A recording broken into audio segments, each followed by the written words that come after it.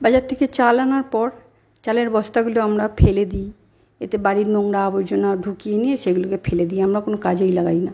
কিন্তু এইগুলো থেকে কি সুন্দর গ্রো ব্যাগ তৈরি হয়, কোনো সেলাইও করতে হবে না, কিচ্ছু না।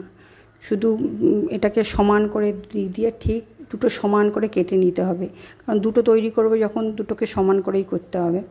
আর যেই দিকটা কাটলাম সেই দিকটা বেশ একটু ভালো করে কুচি কুচি মতন করে ধরে নিয়ে একটা মোটা শক্ত দড়ি দিয়ে, দড়িটা যেন শক্ত হয়, না হলে মাটি পেয়ে জল পেয়ে দড়িটা পচে যাবে, সেই রকম শক্ত দড়ি দিয়ে বেশ করে চেপে বেঁধে নিতে হবে।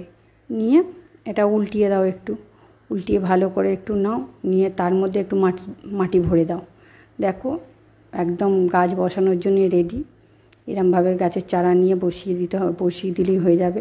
কিন্তু এতে খুব শাক চাষ ভালো হয়, বেশ পালং শাক, নোটে দানা, ধনে পাতা, এগুলো খুব সুন্দর ভালো চাষ হয়। কি সুন্দর ফ্রি দুটো গ্রো ব্যাগ তৈরি হয়ে গেল।